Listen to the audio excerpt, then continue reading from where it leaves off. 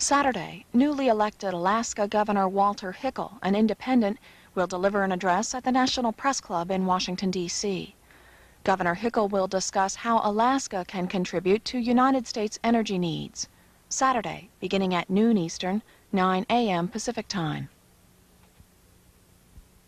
This week on Book Notes. Every religious order requires their people to take 3 vows: poverty, to kind of clear you away from material things; chastity, to you really give up having a family of your own and love life of your own, if you will; and obedience, which is the toughest of all, which means you do what they tell you to do. It's like being in the Marines. And it's interesting because early when I was a young priest, 3 times they asked me did I want A or B, and I always said I'd like A, and they gave me B. So after that I said, quit asking me. But that's the way it is. You do what you're told to do. God, Country, and Notre Dame, the autobiography of Theodore M. Hesburgh, will be the topic of this week's Book Notes.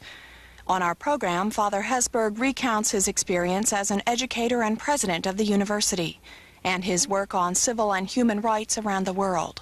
Sunday on C-SPAN, beginning at 8 and 11 p.m. Eastern Time.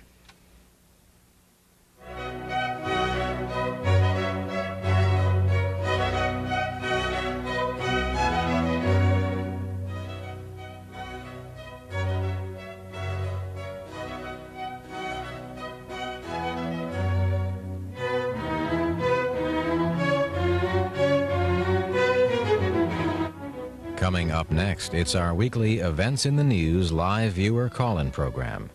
Here in our Washington studios this morning to take your questions and comments are Christopher Hitchens, a columnist for The Nation magazine, and Morton Kondracke, senior editor of The New Republic magazine. Christopher Hitchens, columnist for The Nation. Warren Strobel, who writes for the Washington Times, was here on Friday, and he has a piece in Monday's paper that starts off by saying, pressures are beginning to mount for the United States to bring the 18-day war against Iraq to a quick end, creating a political timetable that conflicts with the military's best judgment. In other words, maybe a ground war? I think it's appalling in a way that people talk about deadlines in terms of days, weeks, and months, especially if they're talking the political deadline. The political engagement that the United States has made is one of appointing itself the arbiter of inter-Arab border disputes and of the Middle East region as a whole, uninvited, in effect, and without a proper debate. I would say when people ask me how long this is going to go on, I'd say something like 100 years. And it's not begun to sink in yet. At what point they decide that they have to dig the Iraqis out physically of Kuwait on a ground war, at what point that becomes real seems to me a completely secondary question.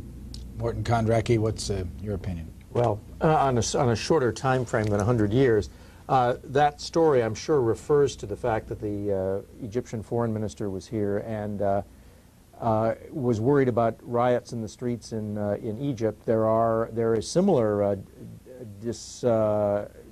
worry about riots in the streets in Malaysia and other Islamic places, which is what's putting the pressure on President Bush. My guess is that that we will keep the bombing going through February if we have to.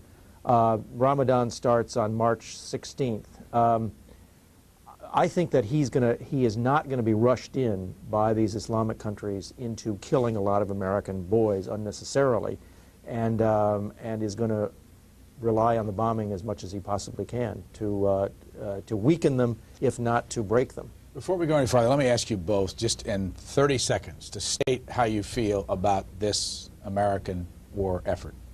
Chris?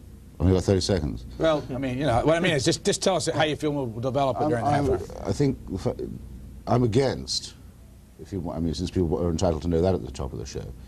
What I'm against is the whole network of policies that have necessitated it, and the network of policies that are going to be necessitated by it. That's to say, I'm against the United States appointing itself as the master of divide and rule in the region, changing sides, one day supporting Iran, one day supporting Iraq, being the patron of Israel's expansionism, being the patron of Saudi Arabia simultaneously, therefore of the worst kind of Islamic fundamentalism, So I don't think it's fit for the job. I don't think it has the right to be the replacement of the British Empire in the region. And I think its government has been lying desperately to its citizens about the scope and nature and origin of this conflict. Morton? Well, I couldn't disagree more. Unsurprisingly, I think that Saddam Hussein represents a menace to the region, to world order, that he is a hegemonist, that he wants to be a superpower using the oil wealth of the entire region, not just the oil wealth of Iraq, which he's already spent on weapons of mass destruction, but wanted to acquire domination over the rest of the Gulf, including the oil supplies of the world, and would use them to develop yet more dangerous weapons and policies to offset the West as a power, not for purposes of the liberation of the people of the region, but for purposes of his own ability to tell other people what to do. He's clearly a murderer. He does not operate by even Islamic law. He operates by terror, and he would do the same in the region and do the same for the rest of the world. So he had to be stopped. And unfortunately, there is not a court of law that the Kuwaitis could go to and get a set of marshals appointed who would go there and roust him out of their home that he'd invaded. And so the only substitute for that is the United States operating in cahoots with the entire world. I mean, we've gone to the United Nations. We've gotten unanimous, or almost unanimous, support for what we're doing, and the people in the neighborhood want us to do it. So I think I realize that there are complications, and some of them may be unforeseen, but I think there was no substitute for our doing it. You have a piece in the February 11th issue of The Nation, and I count 1, 2, 3, 4, 5, 6, 7, 8, 9, 10, 11, 12, 13, 14 George Herbert Walker Bushes. And they start off paragraphs and they end with linkage. What's your point? The point is that he's got a very irritating name, and he's a very irritating guy. And by the time you've read it 14 times, it's really in your face. And that he's a liar and a political cheat, and says that he's against linkage, against, in other words, connecting one issue with another, in a region where everything is conspicuously connected to everything else. And one of the examples I give, for example, is that a man who is capable of borrowing money from the Saudis in order to offer it to the Yemeni delegation to the United Nations in order to change its vote in the Security Council, unsuccessfully as it turned out, is capable of noticing linkage. And someone who is capable of doing the same to bribe Hafez al-Assad of Syria is capable of noticing there's such a thing as linkage in the region too. So I make these various points. The Syrian president took the money? The Syrian president took the money. It worked in the case of Syria, though I notice even people like Morton Kondracke in his magazine are slightly embarrassed by the connection with Syria, which has used the money and the diplomatic and military cover that comes with it to annex a large part of Lebanon, with apparently the complete connivance and approval of the United States. You see, what Morton, if I can call him that, just said, he would have said whatever the country was that happened to be up now as enemy number one. The whole reason why Bush was pro-Iraqi until last August was because people were saying all the things that Kondracke just said about Iran. This war, in fact, is being fought partly in order to make Iran the master of the Gulf. It will be the clear winner. I don't know if that's the intended result. I don't know if it was the desired result. But the Iranians certainly see it that way and are taking the chance to establish themselves, in the case of an Iraqi defeat, to become the masters of the Gulf. Now, think back, anyone who's watching this. Wasn't it only a few years ago that the same sorts of people were telling you, we've got to do all this and all that to stop the Iranians. They're a threat, they're a menace. They don't even support Islamic law, as you put it, rather culturally, carelessly, I thought. They are murderers, they are a menace, and so forth. Now we're being told, and you hear it openly from soldiers and politicians, let's be sure we don't completely dismember and destroy Iraq, because there's a danger of that happening. Why? Because we might need it again. Now that's imperialism. You say we'll bomb it, we'll send cruise missiles into its capital city, we'll strangle its economy, all this kind of thing, but let's not completely shatter these people, because we might need their country again for next time's power play when there's another official enemy. Now, I was against all this interpretation of policy by the United States before this began. I'm against this phase of it, and I'm against what is certainly going to be the result of it. Mr. Well, I think we made a mistake by supporting Iraq to the extent that we did against Iran. Iran was governed by super militant Islamic fundamentalists who were revolutionaries. President Rafsanjani is now trying to arrange a rapprochement with the United States. He's trying to mediate in the dispute. What we're trying to do here is to sustain a balance of power in the region between the various countries. It was not a good thing for the region. It was not a good thing for Western oil supplies. It was not a good thing for peace in the region to have Iran as a revolutionary power trying to destabilize and throw out the regimes in the area. And we did not enter the war. We did not fight on behalf of the Iraqis against the Iranians. We did tilt. We did supply them with intelligence and things like that. We were not actively engaged in combat. We did not provide them with rockets. All the weapons that Iraq is using right now are either French or Soviet. Didn't trade hostages with them either. We were not actively engaged. We did not kill Iranians on purpose with our forces there.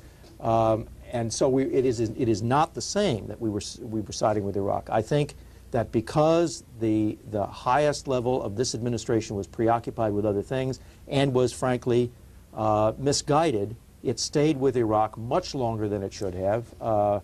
It should have seen the menace of Saddam Hussein and begun to tilt policy. But look, balance of power is the way politics is played in the world, and it's been that way for centuries. And I think that it's the only way we can operate. The alternative here, just a second. You call it balance of power. I call it divide and rule. Certainly, what you've been describing is better suited by my definition than by yours. Look, we don't rule. We are not changing Saudi society. We are not changing Iraqi society. We're not changing Syrian society. What we're trying to do is guarantee some sort of stability so that the oil will flow. And the oil, by the way, is not merely $1 versus $1.40 gasoline. It is the lifeblood of Western industrialized economies and all the economies of the world, for the Nigerians and the Tanzanians and the Bolivians and everyone else, so that if oil is high priced because somebody has his control on the spigot, like Saddam Hussein, then it's poor people all over the world who suffer far more than drivers at the pump in the United States. It takes a lot to make me cry, but I mean, well, seriously, it's true. The fact is, there's a huge international surplus of oil. What is of interest about this oil is that a certain group of people already own it, and they happen to belong to us. That's the point. Is that particular lot of oil? There's more oil in the Soviet Union than there is in the Middle East. We could, and indeed we should, if we weren't so monomaniacally obsessed with imperial control of the Middle East, be helping the Soviet Union develop its own oil industry, which, by the way, would have huge collateral political benefits of just the kind that are being ignored by Bush in his mad contest with Hussein. Look, the other thing is about the Middle East that you must have noticed by now. The interest of the imperial power is not in stability at all. The interest is in instability. It is in keeping people off balance, of ensuring weak regimes, and of making sure that there's no regional winners, so that you can play them off one against the other. Look, if you can't see that's been the pattern of the policy since at least 1953, when the United States overthrew the government of Iran, then you haven't been looking. Believe me, the United States of America, you've lived in this country long enough to know this, would like nothing better than to have the Middle East resemble Western Europe. It would like the whole world to resemble Western Europe, where people are satisfied within their borders, where they educate their populations, where they concentrate on getting rich, and where they sell their products. Why doesn't it treat them as if they were Western Europeans? Because they're not Western Europeans. Because you've got people like Hafez al-Assad at times, and you've got people like Saddam Hussein, who are willing to invade their neighbors. I mean, this is a country, this is a region that is still mired in ancient patterns, right? And they invade one another, and we have our allies, and we have our interests, and we're in there to sustain interests, and believe me, we are operating where we possibly can in the interests of peace and stability. We have never sided with the despots in this region on purpose to displace the others. That's obviously untrue on its face. The United States pays the difference in military aid that is made in the Israeli budget between having a budget for Israel and a budget for Greater Israel. They couldn't finance Greater Israel, the occupation, without American aid. The same is true for the Turkish occupation of Cyprus, and the same is now, thanks to Desert Shield and Desert Storm, true of the Syrian occupation of Lebanon. And this is your intervention in the interest of stability and non-despotism. Which country? There is no country in Western Europe, now that Greece and Spain and Portugal are no longer dictatorships, that the United States would dream of treating as it treats countries in the Middle East. Look, that is because the fundamental situation in Western Europe is one of democracy and stability and status quo. We supported that at the end of World War II with huge amounts of aid. We would support that now. Do you think we're not trying to destabilize King Hussein? We're not trying to destabilize anybody. We're trying to offset a destabilizing power who is trying to occupy another country, which he invaded. This week it was that country. Oh, come on. Look, you know, if we hadn't opposed Saddam Hussein, we'd let him terrorize the whole region. You would be complaining about how it was somehow in America's interest to have this monster torturing children. You are just against anything that the United States policy is. Well, it would be fair to say I'm against what it's almost certain to be. You're right in saying that I would have been saying that about Iran. And you're right in saying that I was saying that Saddam Hussein was a terrifying horror show well before last August, yes. But that why... So was I. Yeah, and so were you. Uncharacteristically, actually, for your faction. Oh, but you certainly were. No, you were. Well, I'm trying to pay you a compliment. You don't have to accept it. But why was that? In other words, I mean, I'm really trying to get you to answer my question. Why these endless switchbacks of policy? Unless the policy is in some way flawed at its root, au fond. Look, my argument is that it is. Therefore, that to say, well, what are we for today? Are we for a ground war today, or will it have to be next week? And never to pause to ask, well, how on earth did that question get asked? If those are the answers they're now looking for. We are for some reasonable stability. We are for countries not taking over the territory of their neighbors. Iran, under the Ayatollah Khomeini, was interested in toppling the regimes of the Gulf, the other regimes of the Gulf, and spreading Islamic fundamentalism all around the region. The neighbors, Saudi Arabia, Kuwait, and Iraq, all felt deeply threatened by the Iranian Revolution, and we were allies of Saudi Arabia first, and we were partial allies of Iraq. Now, you know, don't overstate the extent to which we helped Iraq and Saddam Hussein during the Iran-Iraq War, and we did not build him up and tell him, please go and invade your neighbors in any American interest. You know that perfectly well. In 1955, when the Saudi Arabians invaded the Barremi Oasis, which belonged to Muscat, John Foster Dulles was in favor of it. The United States has been in favor of the King of Morocco's takeover of Western Sahara, of the Israeli occupation of the West Bank and Gaza, of the Turkish annexation of the northern part of Cyprus, and just to bring it to the current focus. Well, no, these are all statements of fact, plain statements of fact. To bring it down to the current, just stop. No, because I haven't hit my stride yet. To bring it to the current focus of interest, is it not a fact that in 1973-4 the United States supported the Shah of Iran in an attempt to bring down the government of Iraq?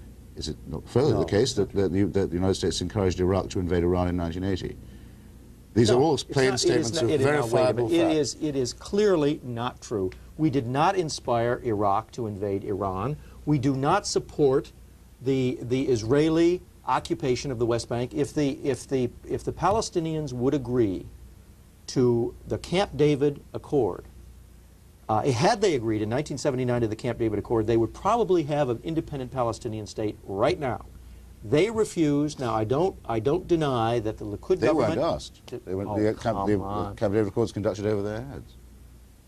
Look, the Egyptians were perfectly ready to help them out to start the election process going, the autonomy process going. So were the Israelis, and that is why the right-wingers in the Likud party in 1979 opposed the Camp David Accord, because they could see that at the end of the road, 5 years down the line, there would be a Palestinian state. Now, the Palestinians threw it away.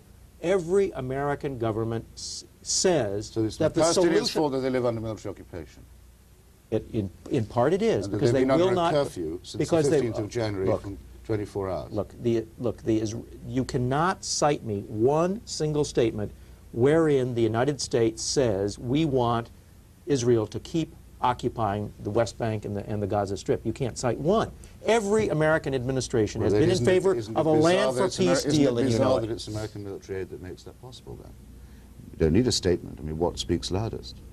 Now, you didn't, nor of you combated what I said about the occupation of Cyprus or of Lebanon or Western Sahara or Saudi expansionism, which was the first, actually, American policy in the Gulf. Every single one of those cases, American diplomacy has tried to get a settlement. In Cyprus, in Western Sahara, in only one such case was 1956, when President Eisenhower, quite correctly, in my opinion, opposed the Israeli and Anglo-French attack on Egypt as a matter of principle at the United Nations, and in fact was the reason why that invasion was not a success.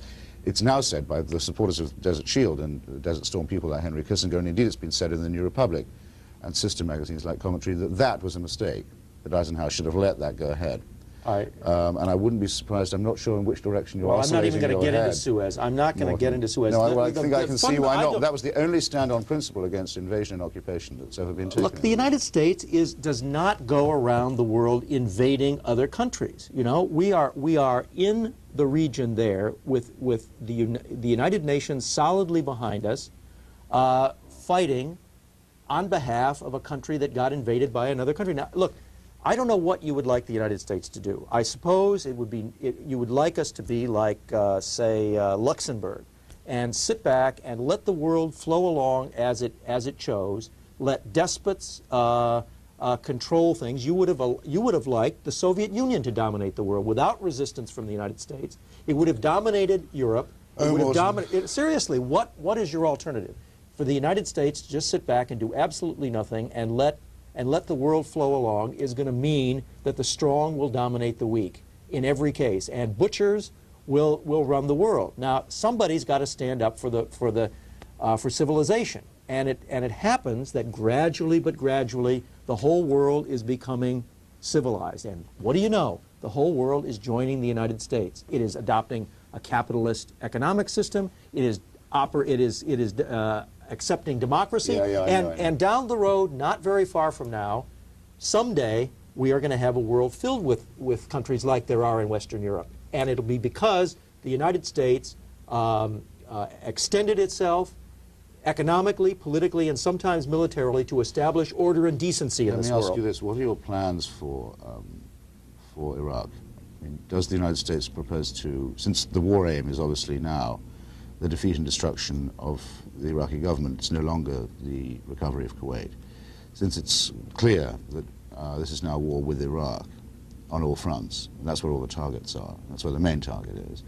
Do you have I'm just wondering whether you have a candidate, whether you know who's going to be the next president of Iraq. Well, has anyone thought about it? Have you decided whether you're going to have a Western European society on the wreckage, or will it be, or is there just another military client? Look, I don't know what. Someone I'm had better not be here asking speaking this. For the Bush administration. Someone had better be. Well, I thought you could have fooled me. You're not speaking of the Bush administration. Come on, Christopher. So someone had better be asking this question, hadn't they? Since we're taking on responsibility for the government of Iraq all of a sudden. Look, we are not.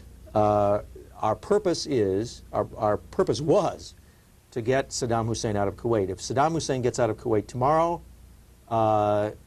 there will be continued sanctions, I would think, because to pay for the damage that he's done to the Gulf and to Kuwait. But we have not submitted a purpose of unconditional surrender. I don't think there is one. We're not going to invade Iraq. We're not going to take over Baghdad. We're not going to run the government of Iraq.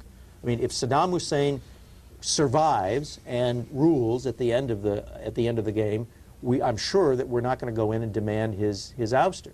You know, we may continue having sanctions in order to get... if he's the winner, he'll be your next best friend. No, I mean... I mean, because after all, I mean, on the 25th of July, James Baker told his ambassador in Baghdad to instruct Saddam Hussein the United States takes no position on your border dispute with Kuwait. On the 25th of July, the ambassador to Kuwait could not get in touch with James Baker and went in on what she believed her instructions were.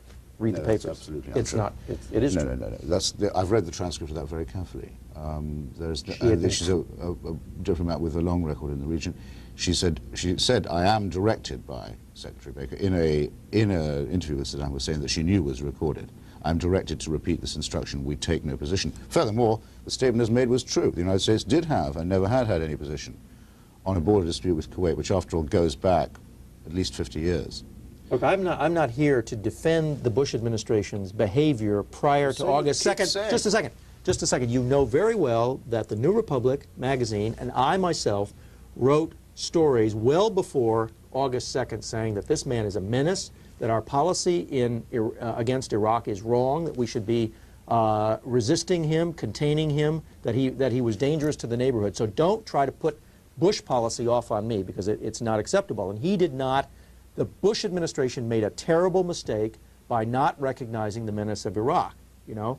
But when the guy invaded another country, when he threatened to dominate the region, when finally they woke up to the danger, they tried to do what they could by containment. They said, get out. They got the whole world to join us in doing so, including your beloved Soviet Union. And now, you know, the guy is still there. So what are we supposed to do? As you'll notice, I mean, the people who have to pay for these mistakes are the young people now stuck in the desert. And wouldn't it be nice for them to know that once this round is over, they won't have sacrificed just so there'll be another round just like it down the road? Now, it seems to me there's absolutely no guarantee of that at all. And that as long as the administration knows it can count on people who will say, well, we will dig you out of your mistakes. We'll be the last to hear. We'll just be able perhaps to squeeze in a quick congressional vote about a decision that's already been taken. We will put our bodies on the line, and we'll have all kinds of people at home who say this is great and proves that America's #1. That you're preparing for a whole round of disasters down the road. Look what happened, for example, yesterday in just 2 places.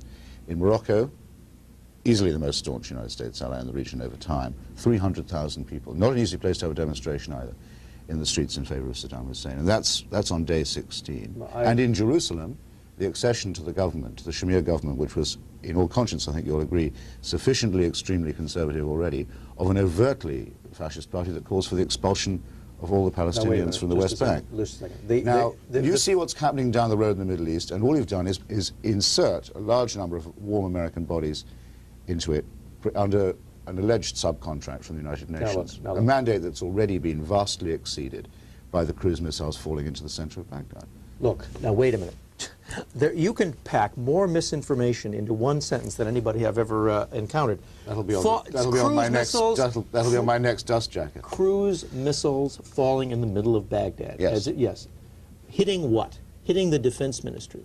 Hitting military targets. The day before yesterday, just missing the American embassy. Hitting military targets. We have not systematically bombed civilian targets in Baghdad. If it had hit the American embassy, it would have been called friendly fire, I suppose. It would have been called friendly fire, but it didn't hit the American embassy. You are the sort of citizen governments dream about, Morton. Look. You make their excuses before they've thought of them themselves. Oh, come on. A missile that can just miss the American embassy in Baghdad is presumably a very accurate missile. Is presumably not falling. The American embassy was presumably not built next to or in amongst Iraqi military installations. How do you know what was next to? Well, when the PLO, your pals, the PLO, were occupying Beirut, Lebanon, they routinely put their anti-aircraft guns in hospital courtyards. You know, so that in order to be attacked, in order to get the anti-aircraft gun out. That's what hospitals were military targets in General Sharon's. General Sharon's. Oh, that is such. They learned very early on. Don't put a Red Cross or a Red Crescent or anything. You don't want General Sharon to bomb. Baloney. I'm sorry, Morton. Come on. You have to read the record. You are such a cynic. You are such a cynic. You know, everything that somebody on our side does is automatically wrong and done for horrific purposes. You know. You're just a total. You praise America first. Permanent oppositionist. Well, against you, I would have to. Well, this Chicago. You're on the air. Go ahead, please. Yes, good morning. My question is about Kurdistan. Also, in the history, if you look, there was a lot of problems over there, and that's another part of having so many problems now. If they can, you'd just tell us about it, please. Kurdistan. It's a terrible story, and it's part of what I've been talking about. The Kurds have the misfortune to live, just for those who don't know, can I take a second? I mean, they live in what Kurdistan is where the borders of Iran, Iraq, Turkey, and the Soviet Union meet. It's a pretty awful place to have people who want self-government.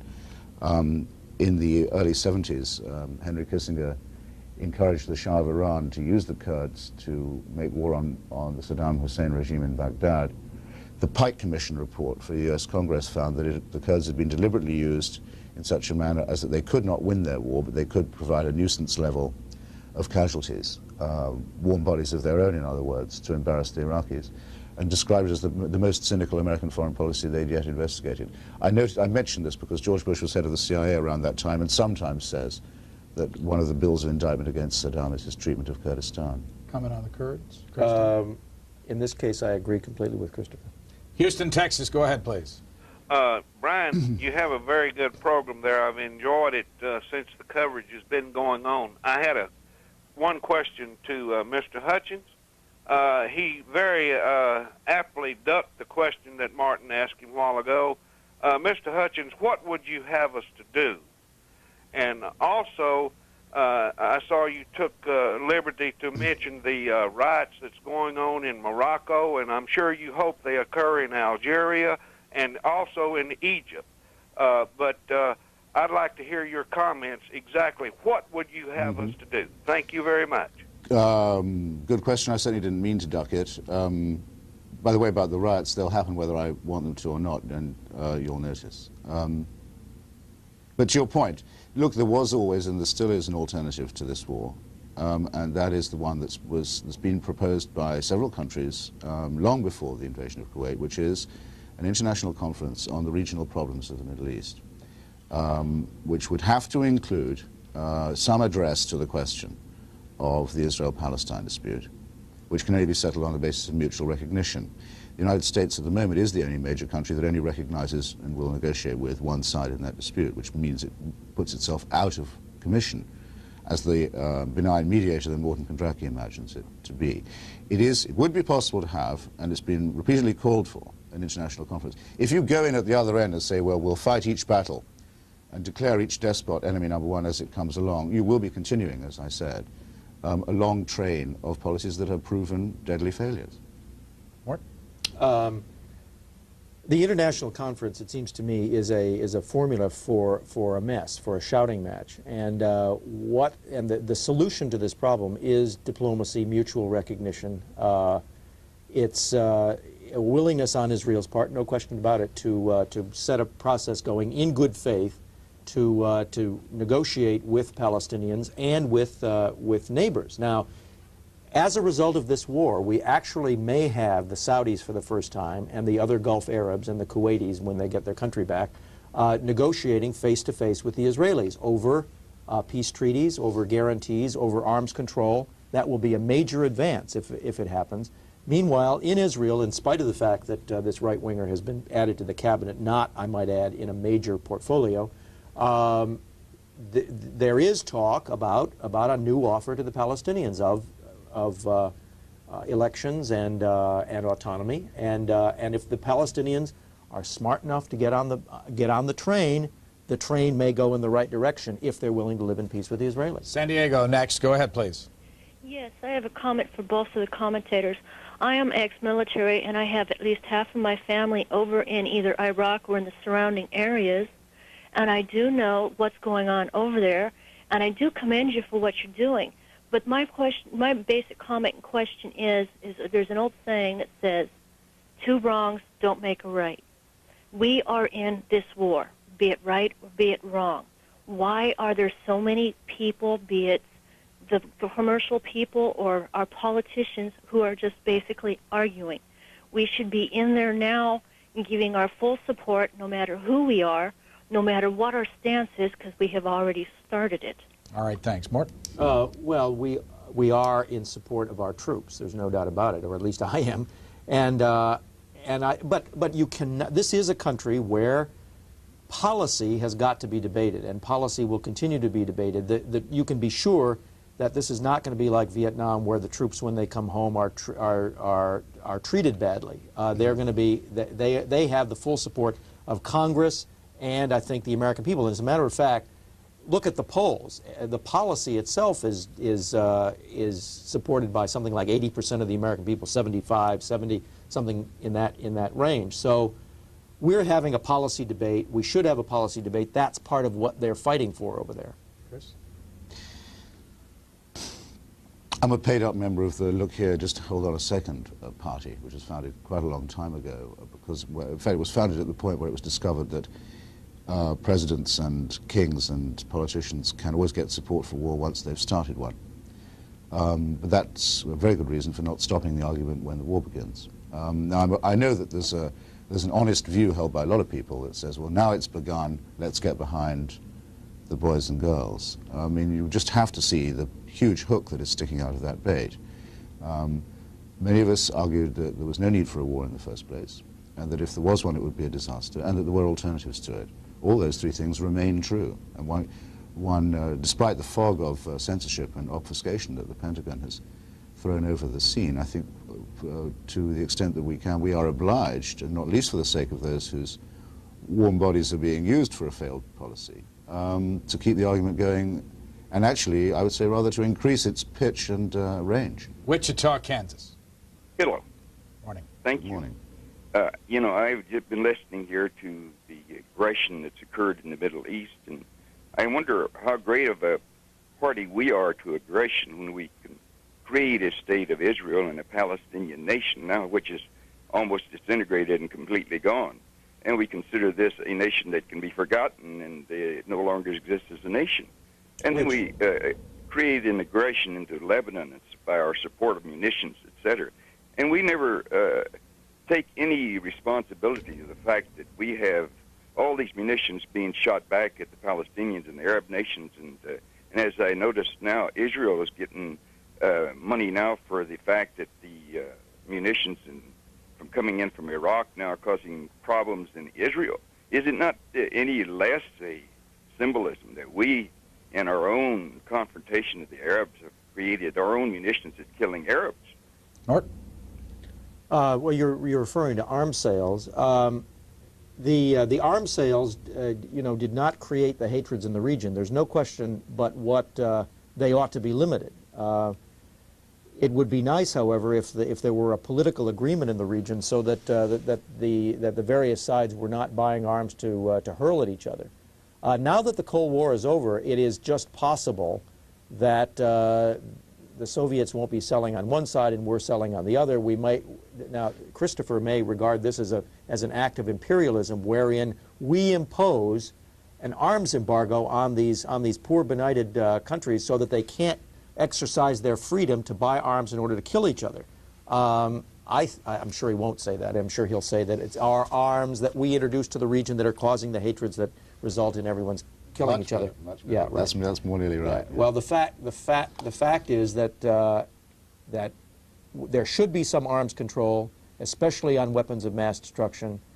We have armed the Israelis fundamentally because they were threatened by outsiders, and they asked for the arms sales. They had to maintain a military balance, and that's why we sold them. Now we've sold weapons to the Jordanians to defend themselves against the Syrians. We did not sell weapons to the Syrians. We sold arms to the Saudis, partly to defend themselves against the Iranians and the Iraqis. We did not sell arms to the Iraqis, and we have not sold arms to the Iranians since Iran's Cultural Revolution. So we don't sell to everybody. Which cultural revolution was this? Since when in Iran no American arms? 1979. That's what I thought you must mean. Well, what was George Bush doing, meeting with the Israelis and giving arms to Iran in exchange for hostages? Or was that because it didn't? No, that was that we did. Was that not selling? It was you're giving. Quite right. You're quite right. My mistake. We did sell arms to the Iranians, and it was a stupid thing to do. That's better. That's Schenectady, New York. You're next. Yes, good morning, Brian. My question is directed to Mr. Hitchens. I don't dare ask a question to the other man because he's so biased in his answers, and I just don't believe in him at all, and I don't believe in his Republican magazine or newspaper, whatever. Mr. Hitchens, my question to you is this.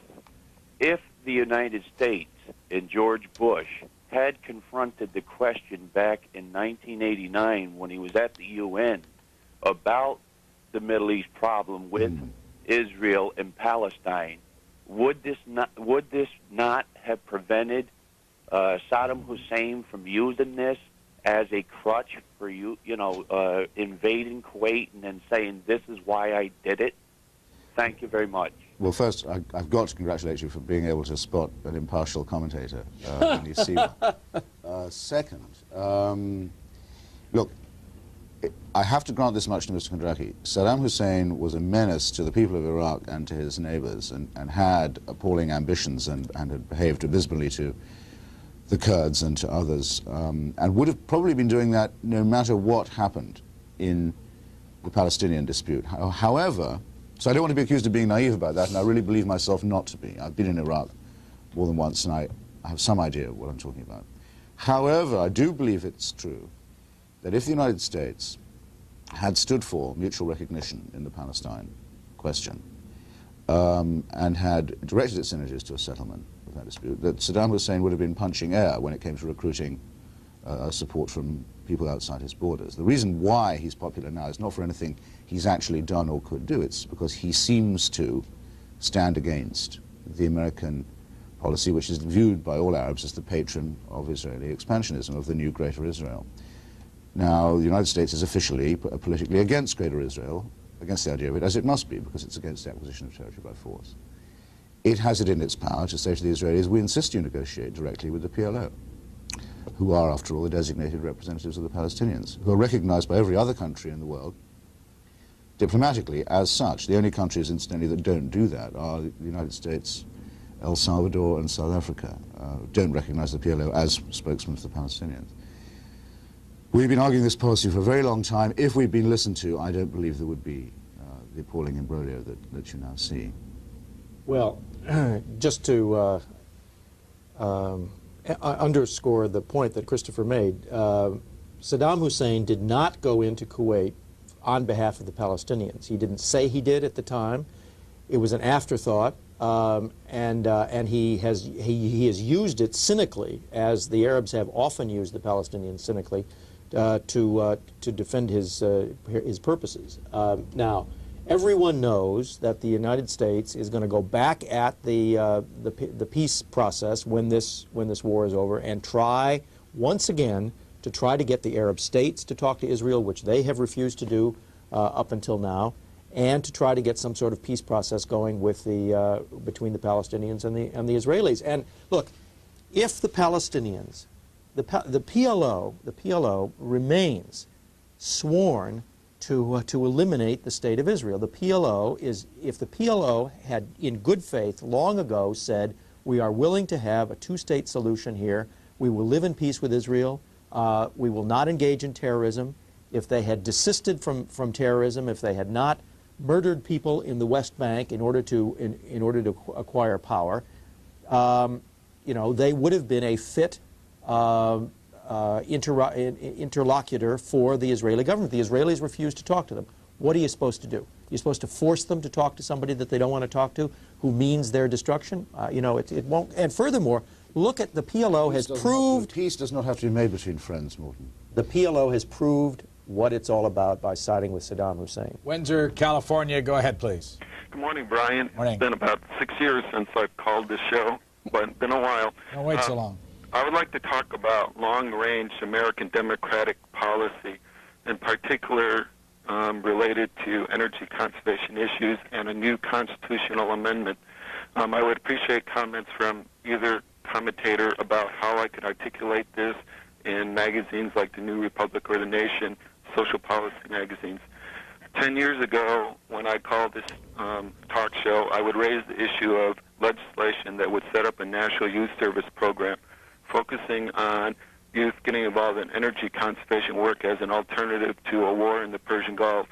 I feel that if this program had been initiated through the bill that Congressman Pete McCluskey had installed, we could have possibly prevented this aspect of going to war in the Persian Gulf. I think there needs to be a national debate on this, and I think by articulating and arguing for a constitutional amendment requiring mandatory community work or mandatory military work, that we could wake up this country and realize that there are numerous problems that need to be addressed, and one of them is a national energy policy, reducing our oil imports and finding alternative energy sources. Okay, thanks. Let's deal with what his question is, and that is, if you have ideas that you want to lay down on paper and have people read, what would you recommend to him? And as a matter of fact, I wanted to take the time to show our audience, if you've never seen The Nation magazine, this is what it looks like. Christopher Hitchens works for this one, and Morton Kondracke works for this magazine, which is called The New Republic. This is not the newest issue, one that came out 2 weeks ago. What would you do? You guys started this sometime. The gentleman who's just called is very welcome to write to me at The Nation, which is 72 Fifth Avenue, New York, with any article he wants to be considered, and I'll make sure that it gets seen. I mean, I don't know whether I'm with him on compulsory service or not, but I do think it's remarkable that the President could make a State of the Union speech in which energy conservation wasn't mentioned, and where he confined himself purely to making triumphal remarks and trying to sound like Winston Churchill, which I notice is his new and least attractive affectation. What would you do if you wanted to get published? Write to us at 1220 19th Street Northwest, Washington, D.C. 20036, and you can address it to me. Is it hard, though? I mean, if you're just a citizen out there wanting to put your words on paper and get them published, this is not easy? Normally speaking, it's not easy, certainly not easy, but a good idea is always welcome. It can be tough if you want to get paid for it, especially if you want to write for The Nation, which pays famously miserably. I mean, it's probably what you say, though, sounds as if it's going to take more space than a letter to the editor would allow. So you're probably the only alternative is to submit a freelance piece. Yeah. Los Angeles, go ahead, please. Good morning. Morning. This is addressed to both individuals, and it concerns the change in our view of what's moral or immoral, given our technology. Now that we have these very accurate bombs, we consider civilian populations off limits. But if we look back a bit, when General Doolittle spent 30 seconds over Tokyo, we were delighted no matter where he dropped them. In a similar way, in the 1920s, Mr. Churchill, whom we all admired, made some decisions that we would not admire today, particularly with respect to use, which he didn't do for various reasons, of mustard gas on the Iraqis. We really changed things to fit our advanced technology and our special position in the world. I find that perplexing, and I just like the views of both speakers. Thanks. Morton? Well, you know, I think we're using, if we were immoral, we would use our smart bombs to bomb hospitals and schools and nurseries and things like that. Instead, because we don't want to kill civilians, we use them to bomb military targets. Now, I mean, it seems to me that technology is available in the service in the grisly business of war of humanitarian instincts, and I think it's good. It's like, well, it's not like medicine, but technology is being used by and large by moral countries in the advancement of humanity, and in this case, I think even democracy in the long run. Christopher? God, you spare us nothing. Any minute now we'll hear that it's not guns that kill people. Look, I mean, I'm not sure I accept the premise of the question. I have friends in Iraq, Iraqis, and also Western journalists who are there, and I have people who contact me one way or another about what the scene is in Iraq at the moment. We don't know exactly what's happening in Basra, but it sounds pretty grim. It's the second city of Iraq. It sounds as if it's been pretty much pounded. We do know, for example, of Baghdad, that it's without water for much of the week and almost without electricity around the clock. That's a civilian consideration, it seems to me, for a capital city that big and that complicated. It's cutting off the life support system for a civilian population and indicating the willingness to go further. We haven't started yet, and I don't think that the smartness of the weapon means that it's in any sense more humane. It may simply mean it's easy to take out the power station or the generator or the dam or whatever it is you happen to want to hit. Columbus, Ohio.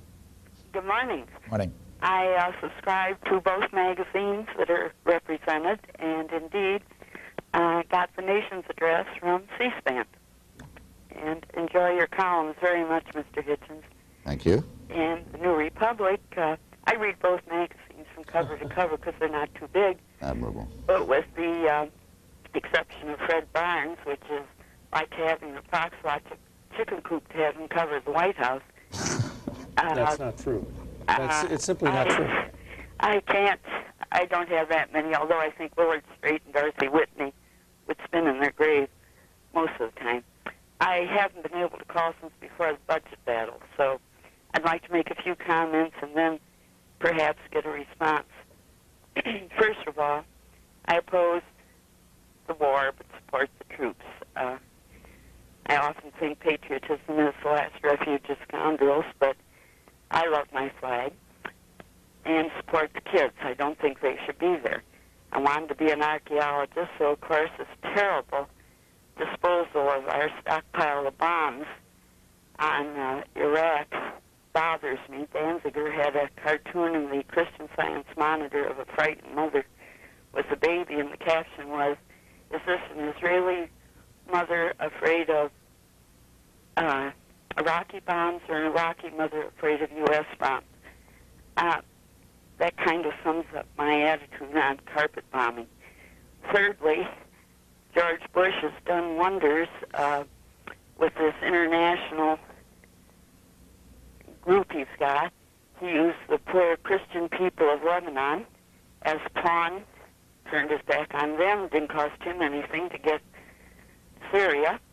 He will undoubtedly abandon the people of Cyprus to repay Turkey, and how that is going to help us bring any kind of a balance of power. Now, England isn't completely without blame, because when you look at the way they cut up all the lands, if they'd have given Iraq a port, maybe part of this could have been avoided. I am just wondering, and if any of you gentlemen could comment, why has no one interviewed this April in Paris, whoever she is? And I can't imagine. We kept track of Eric, what that poor man blocked, but we can't. Nobody seems to worry about April. All right, thanks. What about that? That's I've tried to call April Glaspie, and she won't. She's obviously been told by the State Department she's not allowed to talk to anybody. However, she did make one significant comment before she was silenced, and after the transcript of her discussion with Saddam Hussein was released. And the significant comment was this: we didn't think, she said, that Iraq was going to take all of Kuwait. I mean, we know that the Central Intelligence Agency knew the Iraqis were going to do it. And that they'd move troops to the border and so forth. And we've every reason to suppose that they told the Iraqis that was fine. I think they thought the Iraqis were simply going to straighten the Kuwaiti border in their favor, which you wouldn't have to do very much in order to give Iraq what it's long wanted and been denied, which is access to the sea. And I think Saddam Hussein, being the sort of guy he is, was a bit greedy about the green light he'd got, and also presumably wanted to grab himself something to negotiate over. Morton, how do you view the April Glaspie controversy? Well, I don't know what her instructions were. I don't know when she got her instructions. My understanding is that she tried, when she knew that she was going to go see Saddam Hussein, she tried to get a phone call into Washington to find out what the policy was. She couldn't get through. She went to see Saddam Hussein, and now it seems to me that she should have said, we're against the use of force, that we want you to settle your boundary disputes with Kuwait peaceably, and we will react sternly, strongly if you use force. It seems to me that is overriding U.S. policy. She was not sent to be ambassador there to give him a green light to go invade the country. And I think it was an error on her part to imply, as the transcript does, that the United States didn't care whether he invaded or not. Let me ask you a quick question about the New Republic. If this discussion were being held 20 years ago, would you two gentlemen be sitting on the same side of the table? No, no. If I were working for the New Republic 20 years ago, let's see, what is that? That's not in the 1960s sometime. I'd probably be agreeing with him. But then again, I wouldn't be working there. Think about that one for a while. Augusta, Georgia, go ahead, please. Good morning, Brian. I'm absolutely overwhelmed at getting through after 2.5 years. Nice to hear from you. I have many things I'm interested in talking about, but my main interest this morning is to do with the news media, the coverage of the news media. I am most distressed as an old lady who went through World War II in England. I really feel that we are jeopardizing our troops and the conditions of fighting the war in Saudi Arabia, in Iraq. And I think I'm not alone in this. I think many, many people feel that there's too much coming out too soon. It's sort of, it overwhelms you. I've stopped watching the news except a couple of times a day, and your program in the morning, because there's so much that goes on, you just get absolutely overwhelmed with it. Okay, thanks. There's a R.W. Apple piece in this morning's New York Times about the news media. We don't go through a program here without getting a call about the news media, and you can talk about it forever and ever. What's your reaction to what she's saying? Getting too much information, Chris Hitchens? Well, I'm glad there is a channel, or two where you can turn on whenever you want to see what's new, and I think that's a fantastic privilege. I think it does mean that people begin to think it's a long war when it's been 17 days, and start saying things like, I mean, even Morton, I think, was tempted into this on the McLaughlin group, giving a prediction of how long it would last. I think you're out of time already on the first prediction. I'm well behind my prediction of 100 years. I think Morton said 13 days. I said 13 days. My initial prediction was 13 days. That's right. And I think you updated it to 3 weeks, and you'll be climbing down from that too. I'd say it's the opening of about 100 years' worth of conflict in the Middle East, where the United States will repeatedly find itself on the wrong side of an argument it started. And I wish one could focus on that and therefore bring some historic depth to the argument. And it's true that wall-to-wall coverage makes that tougher.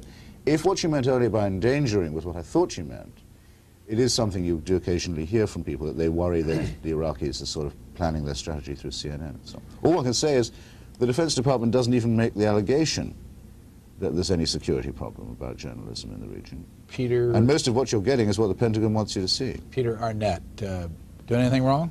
No, I don't think so. No, Look, I'm glad we have that little window into Iraq. It's good. It's good to see what they want the world to see. It gives us some reading about their moods and their propaganda and what they're putting over. Frankly, what I'd love to see that we're not seeing. Well, there are lots of things I'd like to see. I'd like to have better reports on how we're doing against the Republican Guards. I think that is a material fact that has been denied for reasons that I can't quite fathom, except maybe the morale on our side. The Iraqis presumably know how badly their forces are being hit, so I don't understand why that's being done. But the other thing I'd like to hear what kind of Iraqi propaganda is going out to the Arab world, to the Islamic world, and what kind of propaganda, counter-propaganda, if any, is going out to the Islamic world from our side. Because it seems to me that the riots or the demonstrations, actually, they're not riots yet, in the Islamic world suggest that even though Saddam Hussein has violated Islamic law, that his point of view is getting over better than our point of view is. Just a point on Peter Arnett, if I could. I mean, I'm a bit irritated by this repetition of it's what the Iraqis want you to see. I mean, whose idea was it to have a film of cruise missiles? The cameraman or the person who fires the cruise missile? The Iraqis don't want us to see cruise missiles hitting Baghdad. That's what we ought to be able to see. Peter Arnett, who I've once met and I greatly admire, it's interesting to remember, is the reporter to whom it was said in Vietnam by the American officer, we had to destroy that town in order to save it. In this morning's Philadelphia Inquirer, there's a piece on Lieutenant General Tom Kelly, who we've gotten to know via television. He's from Philadelphia originally, and there's a picture of him and his wife at Fort Myers here in the Washington area. Anchorage, Alaska, go ahead, please. Yes, I wanted to thank the gentleman from the Nation. I'm going to subscribe to that. And I think that it's not propaganda in the Middle East. It's that they've dealt with us for years, and they don't need to have propaganda. We inflicted the Shah on them, and our territories here had to go to the UN to ask for protection. That was in the Congress in Morton. you should investigate. You're a reporter. I think that if you were to investigate these things, you couldn't say the things that you say. This administration, Grenada, that was a farce. The ambassador there said she was shocked at the lies that Reagan said for going into that place. And this is a time where we need good reporters. I had fear that you would be terribly attacked because the American people really have a problem hearing this. They don't want it, because if we open our eyes to it, then you have to do something about it, and people just don't want to hear anything bad about the country. But we're in serious trouble if this policy. I think it's like they want to take over a power of the world. I understand now there's something about we're going to have ATM cards instead of money coming up in the future, and that's quite a control. I just see okay. All right, thanks. I think we get the point. She was saying nice things about you, and yep. Can't please everybody. Can't please everybody. You also do a television program called American Interests. What is it? Who sponsors it? And what's the purpose of it? It's PBS's foreign policy series. Check your local listings. It's on PBS. It's a foreign policy show. We interview policymakers. We try to stay ahead of foreign policy developments, and it's sponsored by Maytag. Central Valley, New York, you're next. Yes, I wasn't watching, I was just listening, and I heard a gentleman say that the United States doesn't go around invading other countries. Well, I would just like to ask the gentleman, what does he call it if it's not an invasion? Just in the recent past, there's been invasions of Panama, Grenada, Libya, Vietnam. If you go back in history, you find in 1909, 1911, 1923, 1926, we invaded Nicaragua. We invaded the Dominican Republic in 1916. We invaded Haiti in 1915. I mean, what do you call it, sir, if these are not invasions? Now, look. Does the United States go around occupying countries, invading them for no good reason, for reasons of territorial expansion, for reasons of ideological domination? Grenada, we are out of Grenada. We do not have an occupying force in Grenada. We don't have an occupying force in Panama. There was an election in Panama. The dictator threw out the elected government. He was menacing Americans in the region, and we did invade to throw him out. But you don't have I mean, this is not the Soviet Union, right? This is not Nazi Germany. We are not trying to exert military hegemony on any region, and you should know that. I mean, you know perfectly well that your country is not an imperialistic power. We are basically a status quo power. We would love that everybody in the world would live at peace with his neighbors. You saw that the president, when he went to speak at the airbase in Georgia the other day, said that the thing about the war and the way it was going so well was that America now had credibility in the region, and that what we say goes. That was his definition of his war aim. It's as if he worries, and I honestly think perhaps he does. You run into other people who do too. He worries that people in the region are worried that America isn't willing to resort to force. Now, I promise you, I go to the Middle East a lot to be like, there's no one in the Middle East who wonders if the United States is ready to use force or not. They remember that it's only too ready to do so. They remember General Haig giving General Sharon permission to invade Lebanon. They remember the USS New Jersey firing shells as big as Volkswagens into the hills around Beirut. And they remember the bombing of Libya and much else besides. You needn't have any doubt on this score. There's no need for the president to worry about it. Everybody knows that America is capable of violence in the Middle East. Well, let me just remind you that when Secretary Cheney went to visit, Secretary of Defense went to visit Saudi Arabia the day after the Saddam invaded Kuwait, that was the question. Was the United States going to really defend Saudi Arabia, or were we going to do what Jimmy Carter did and send a squadron of F-15s over unarmed? You know, when we said, no, we're coming here in force to defend Saudi Arabia, that's when he said, yes, please go ahead and defend us. There was another question at that meeting, which was, would the Saudi Arabian government relax its opposition, which it had maintained over the last 4 presidencies, to having a permanent American military base on the Arabian Peninsula? It had always been opposed to having this station before. It won't be opposed to it anymore. Oh, yes, it will. This is what comes, though, of mistaking the credibility of America, or the United States, with the credibility of George Bush. George Bush's face is one thing, and it's a political question. He's made it now an international one. but it doesn't mean we have to do so. Boca Raton, Florida. Go ahead, please. Good morning, Brian. Morning. You didn't have to work very hard to get the program going this morning, did you? This was no problem. You showed admirable restraint, Brian. No, it's very enjoyable to listen to these two. I have a proposition, Brian, that I'd like to put before these two gentlemen and have them comment on it. It's not frivolous at all. I really think it's our problem. A long time ago, a gentleman named Wilson, who happened to be the chairman of the board, I think, of General Motors, said that what's good for General Motors is good for America. I think we're living today under an administration and a political bunch of people who think that what's good for the military-industrial complex and big oil is good for America. One other comment. I'd just like to talk about the two magazines. I currently subscribe to the New Republic, and I think I thought I was getting the Nation when I put in my, I'm going to go for the Nation right now.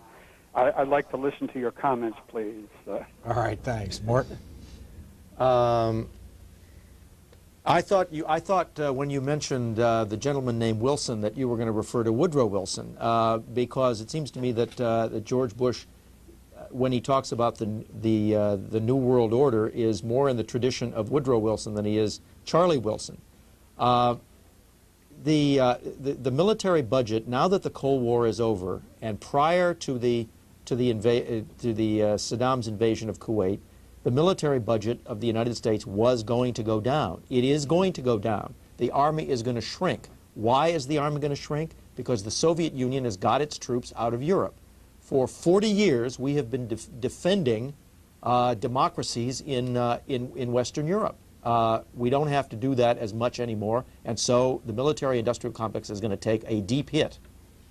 In the discussion that Ambassador Glaspie, who we keep mentioning, had with Saddam Hussein at the end of July, when she said that the U.S. had no opinion on the border dispute with Kuwait, she has a very interesting little moment where she says to Saddam Hussein, they're talking about the oil price. She says, yes, we've got lots of people in America who wouldn't mind a higher oil price either, funnily enough. Many of them come from oil-producing states, that's probably why.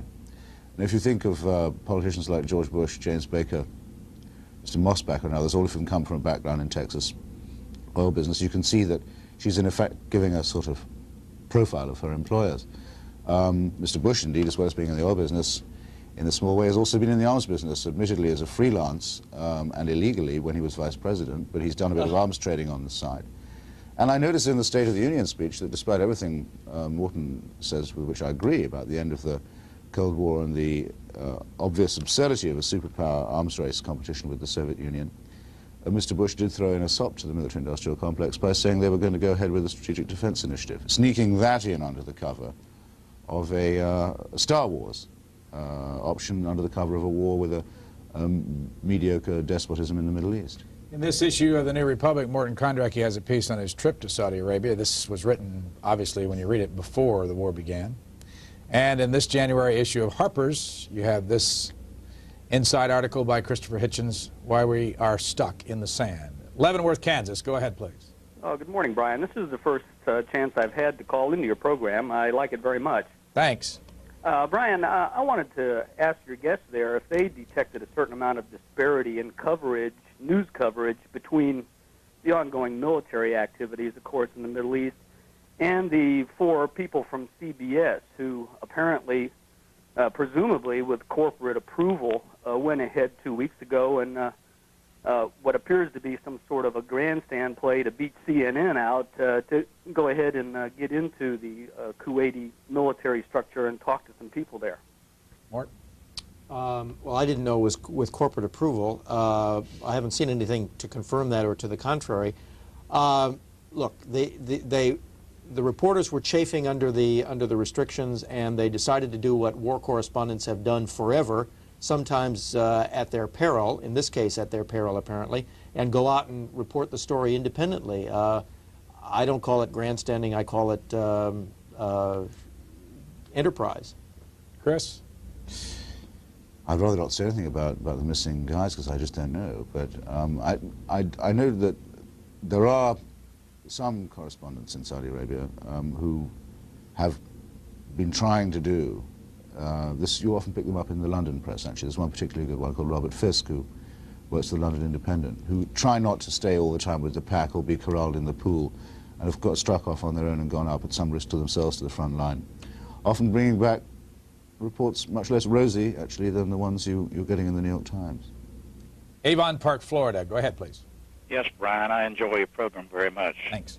And this is my first time calling. Good to hear from you. I have a couple of comments, then I have a question. I'm really surprised with the gentleman from the New Republic that he's not like Mike Kinsley, and I enjoy that immensely. And from the gentleman, you know, Mr. Hitchens, I'd like to know what country he's from and what political views he holds, because he sounds like a communist.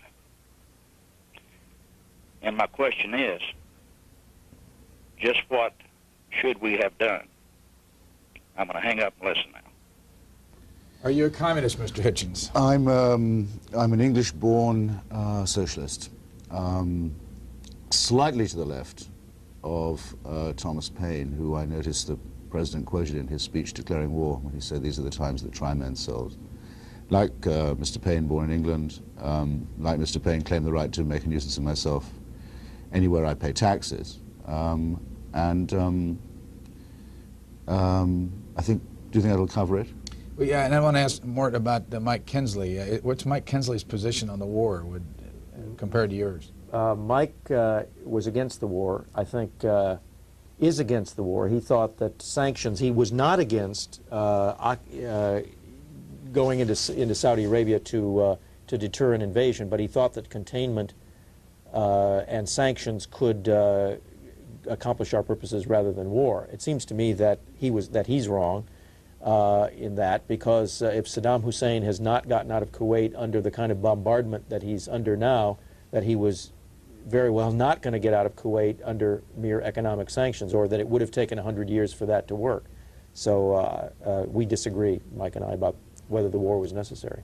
Let me ask you both just a question. The printing press has been around for a long time, but back during the Vietnam War, you didn't have what now is 4 networks devoted full-time to news and public affairs, meaning CNN and the 2 C-SPAN networks.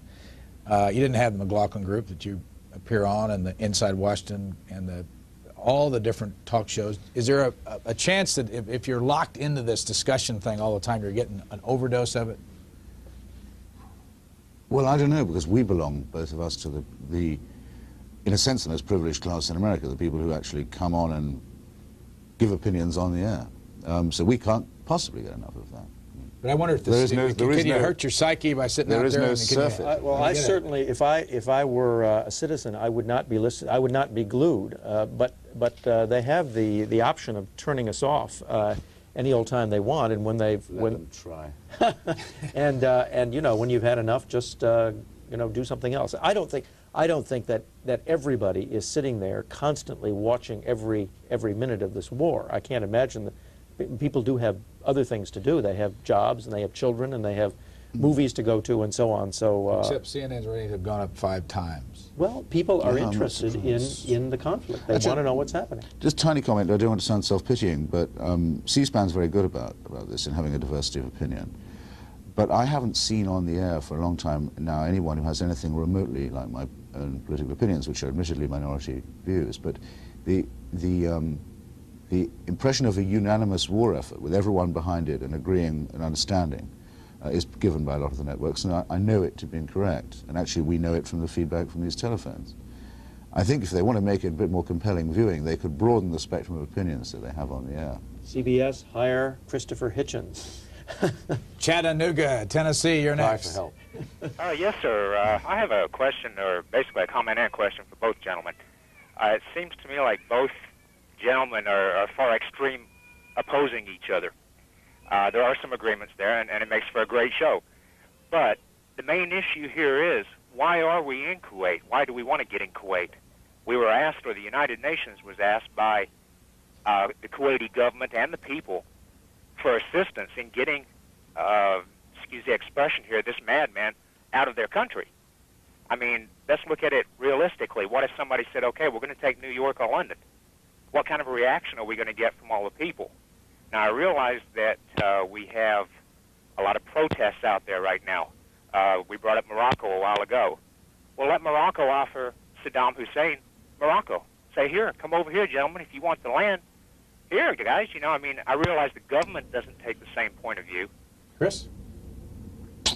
I think this is a version of the argument about that the president likes to put, which is that everything is basically Munich, that and everyone who he doesn't like is always Hitler. And if we don't stop him in Kuwait, we'll be fighting him in San Diego and this sort of thing, which one's heard before and is going to hear again, and is obviously nonsense. Look, this border dispute with Kuwait is just worth a minute, perhaps, of our analytical time. As you know, it goes back a very long time. No Iraqi government, under any regime, and there have been a lot, has ever accepted the status of Kuwait as it was until August this year. It's been recognized by Iraq as an independent country, or was until August. But it's a long-standing dispute because the border that was drawn by the British colonialists, in the person of a man called Sir Percy Cox, was drawn in such a way as just to deny Iraq access to the sea. That was done in order to make it dependent on London as a semi-colony, which it was for a very long time. That's a long-standing source of grievance. It's exactly the kind of thing an international peace conference on the Middle East, which we've all been calling for such a long time on my side of this debate, would be bound to address. Just the kind of thing that is well within the wit of man to fix. Disagree with him? And it was allowed to drift, and it was allowed to get out of control, and it provided an opportunity for playing off one side against another and being on both sides of it and selling arms to both, and all the usual imperial racketeering. And now see where it's got you. A place that, I must say, by the sound of you, sir, I don't mean to sound rude, you probably hadn't heard of before August, is now consuming all your attention and making you think that you've got to make like Munich all the time or lose face. This is foolish and unnecessary. Well, why we're there is that this border dispute was not settled by diplomacy, bilateral diplomacy between the Kuwaitis and the Iraqis. It was never put to an international conference. Saddam Hussein did not say, please let us have an international conference to settle this, this dispute. He invaded. He did not merely invade what he wanted, didn't get the islands or access to the sea. He dismantled Kuwait City. He killed innocent civilians. He sent his troops raping women of all nationalities, and he's virtually depopulated the country. He moved his troops down to the border, including his attack aircraft down to the border, as if to invade Saudi Arabia. Now, I don't know whether he was going to or was not going to. He has made speech after speech after speech saying that it is necessary, now that the Soviet Union is no longer a superpower, for somebody to balance the United States, and I am going to do it. And how am I going to do it? I'm going to do it by controlling the world's oil supply, and the United States will have to make a deal with me. Now, what has he used the oil wealth of Iraq for? It is a rich country. It's not a poor country. He has used it to assemble the biggest military in the Middle East. He has used it to develop weapons of mass destruction. He has threatened to use those weapons of mass destruction against Israel and others. Now, why are we there? We're there to stop Saddam Hussein. Long Island, you're next. Go ahead, please. This is for Mr. Hitchens. Please don't cut me off till I'm finished. Mr. Hitchens, why are we killing Iraqi people? They didn't kill any Americans. Why should they be killed for Israeli interests? Mr. Hitchens, I want to say this vehemently. If our masturbating Congress could see the facts as you do, we would never again engage in another war to kill American youth who should be leaders of our country in the future.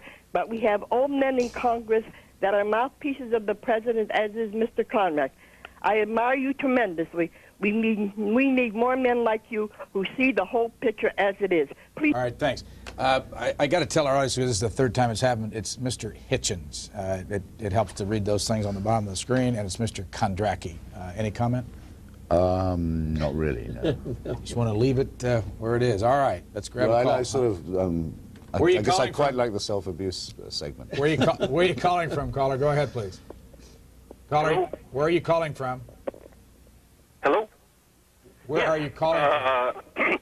Tucson. Please go ahead. Yes, my question is concerning the conferences that have been proposed and everybody's talking about. I'm wondering, is the attendance of the Iraqis, immediate attendance of the Iraqis necessary? Why is it necessary to wait until the war is over for them to have conferences in the Middle East? Mort? Well, presumably a peace conference follows the war. It doesn't ordinarily go on during the war when we don't know what the balance of power in the region is going to be. If Saddam Hussein is shot by one of his military commanders for losing Kuwait, he may not have a seat at the conference. Chris? Yeah. There's a piece by Zbigniew Brzezinski in the New York Times this morning, and Brzezinski knows whereof he speaks, because it was he, in fact, who encouraged the Iraqis to invade Iran in 1979, 1980, successfully, too. They'd all got a bit out of control, so he now knows how wars that are supposed to be short can turn into very long ones. He says in his piece that it looked very much to him as if the United States had, in its negotiating before the war began, made it impossible for the Iraqis to climb down, didn't, in other words, want them to do so. I don't know whether he's right or not about that, but he certainly is in a strong position to be saying it. If that's true, the outlook's very sobering, because it means that nothing less than a complete capitulation by Saddam Hussein on all points, including what weapons his country is allowed to have. Another area where you notice Mr. Kondracke thinks the United States is competent to decide, though it's a country that is actually opposed to the Nuclear Non-Proliferation Treaty and to the Nuclear Test Ban Treaty, it's prepared to say we will unilaterally disarm Iraq. We'll decide what weapons Arab countries can have. This is an amazing arrogation of power and morality unilaterally by you, I think, and very, very, very, very dangerous.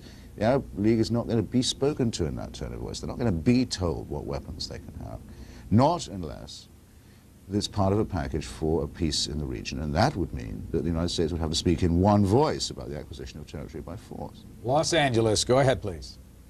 Hello. You're on the air. Oh, okay. Thank you, and you have a wonderful program. And I'd like to ask Mr. Kondracke if he could help Mr. Hutchins find a way. It's Hitchens. Hitchens, pardon me. I'm used to it. Although well, let's not go into that. If he could help him get on some programs like the McLaughlin Report or have his own program on KCET, because there really is a disparity in the balance of views. And I listened to the CNN with the Crossfire and Mr. Buchanan's group, and it would be very helpful if we had a really balanced view. Thanks. I have long thought that the world needed a Marxist columnist, and it needs a Marxist commentator, and I'm all for the networks putting Christopher on. Christopher's been on the McLaughlin Group a couple of times, I think, you know, I'm all for his views being heard widely. The error deserves a voice. Is there anybody else that's published in American media or on American television that comes close to thinking like Christopher? Alexander Coburn, his colleague at The Nation, is the only, who writes for the Wall Street Journal occasionally, is the only thing that's even close. Do you have trouble getting on television? Well, you know what Oscar Wilde said about Frank Harris? That he was invited to all the great salons and all the great addresses of London once. That's been my experience with TV shows. I mean, maybe it's something about me, something about my face, something about that. In fact, it was only once with McLaughlin and so on. This is getting embarrassing, actually. I mean, shows should not be about oneself. But the point I was trying to make was that the spectrum of permitted opinion in America on mass market television in particular is very, very consensual. It's very narrow. If you can't, in discussing something like this war, use the word we for everything that's done, as if we are one and we're all agreed and it's all us and it's a family, you really aren't in the discussion at all if you have misgivings that go beyond we. And I don't know of any other country in which the spectrum of opinion is so narrow. And I would now say that includes the public debate in the Soviet Union. It comprises a far wider range of opinion than in the United States. Do you agree with him? I think that the range of opinion in the United States allowed on editorial pages and that is narrower than it needs to be. I would like to see Christopher's opinions represented. I think that they would be rejected, but they for very good reasons. But they need to be examined, and I think they ought to be expressed and given a wider audience than they have. Monroe, Louisiana. Yes, sir. I don't think that we should allow Peter Arnett to be Saddam Hussein's puppet. It was just a few short months ago that Saddam Hussein invaded the friendly country of Kuwait and pillaged and raped and plundered and, you know, just basically massacred the people there, and we're just furthering his cause. In other words, you think that by having him there and having him report helps Saddam Hussein and hurts the United States? Yes, sir. We're just doing what Saddam wants us to. How does it? Using Peter Arnett. How does it hurt?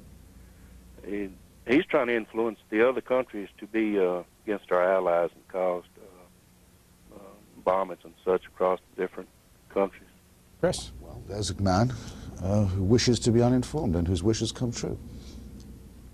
Very easy. If all you want is to be ignorant, it's a simple matter. Morton? No, I think even when Peter Arnett shows, or maybe especially when Peter Arnett shows that there has been civilian damage done, it enables us to have a balance against the over-rosy descriptions of things issued by the government. You know, the more information, generally speaking, you have, the better off you are. Now, if Peter Arnett is being taken to sites and being shown ostensibly civilian destruction, and he knows that this site is actually, you know, has nothing to do with our attacks, and he reports that falsely, then he would be subject to criticism. But if he, in good faith, is reporting what he sees, even though he can't report everything that he sees, I think it's worthwhile. In other words, he should not be knowingly reporting falsehoods, and I don't believe he is. Last call for our two guests. Reston, Virginia. Go ahead, please. Hi. Let's see, I'd like to make two comments. First, I'd like to hear the guest comment on what I feel is the shallow reaction that the press has in general in American media to following the White House line in terms of the news every day. It drives me crazy that the president says something, that's the in-depth report for that week and such. The other thing that really bugs me about this war is that the press seems to cop out all the time on the Byzantine world of arms procurement and how people are selling, you know, millions of dollars worth of arms all over the world, but nobody can do anything about it. We have intelligence agencies that can listen to phone calls anywhere, and they know bank transactions, but yet nobody can touch the fact that Saddam Hussein procured all these arms, and there's nothing they can do. Where's the role of national security? Where's the role of individual freedom? And where is it? I don't know. Thank you very much. On your first point on the press, I went to Desert Shield for a while and was involved in this White House press plane and pool system and so on. And I worked out that the Pentagon has studied the schedules of the news media much more closely than the media study the schedules of the Pentagon. They know when people need their feed or their satellite or their press conference. They time it very well. It seems actually that the declaration of hostilities against Iraq was timed for the 7 o'clock news. And I think that we're in real danger of letting the authorities define the agenda, and of the press semi-consciously or subconsciously just taking its word for it. I remember, for example, it irritated me very much when George Shultz went on his tour of the Middle East. It was always reported as Mr. Shultz left on his peace mission today, or on the third day of his peace mission, Mr. Shultz said this or that. Now, it isn't a peace mission just because he says it is. But there was nobody's job, it seemed, to point out that that was an editorializing implicit in the reporting. And it was simply taking the government's word for it. So I think the dangers of a spoon-fed press are actually increased by the high-tech aspects of things that allow the Pentagon to control the flow of news from Saudi Arabia. On your second point, wasn't it depressing, and I couldn't agree with you more, that when the Reagan-Bush administration, lyingly as it happens, said they were looking for moderates in Iran, suppose they'd been telling the truth, it seemed the only currency they knew how to deal with these moderates in was weaponry. That was the only means of exchange, the means of contact that anyone could think of. That's been the case for far too long, and the price for it, I fear, is going to be much heavier than we have yet allowed ourselves to suspect. Well, of course, you know about what you know about arms sales around the world because the American press has written about it to some extent. You know, the Adnan Khashoggis and the other big arms dealers are usually the subject of some expose on 60 Minutes or such. So it's not as though this is all kept under wraps. And I disagree about the press. It seems to me that the press was against the war, that the press was in favor of the containment strategy. Peter Jennings, night after night after night after night, reported about how many casualties there'd be if we ever went to a war, and practically was delivering editorials on behalf of the Sam Nunn and the George Mitchell solution to the debate. So, if you were in the Bush White House prior to the war starting, I would not think that you would have said that the press was cheerleading for the administration. Morton Kondracke is a senior editor for the New Republic. He's a regular on the McLaughlin Group over the weekends, has his own program called American Interests about foreign policy on PBS, and is a graduate of Dartmouth. Previously reported for the Chicago Sun-Times. Has had a radio show here in Washington back in the early 80s. Columnist for United Features 83 to 85, and has been executive editor at one time of the New Republic. And by the way, I don't know whether this means anything. The New Republic sells for $2.95, and the Nation sells for $1.75. I don't understand. Chris Hitchens is a columnist for the Nation. He's also a Washington editor of Harper's, formerly correspondent for the Spectator, based in London, foreign editor of the New Statesman. Education at, is it Lees or Lies? Lees School at Cambridge, graduate in philosophy, politics, and economics from Oxford University in 1970, originally from Portsmouth, Hampshire, England. Where's hometown for Morton Kondracke? Chicago. Chicago. And we are out of time, and I thank you both for this 90 minutes. Pleasure. To our audience, have a nice week.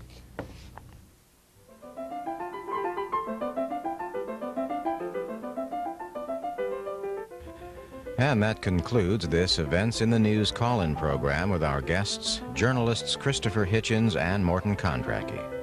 And now here is a programming note to remind you to be with us at 10 this morning Eastern Time for live coverage of the military briefings from Riyadh in Saudi Arabia. Our coverage begins at 10 with the British military briefing. After each briefing this morning, we will be opening up our telephone lines to hear your comments on developments in the Persian Gulf.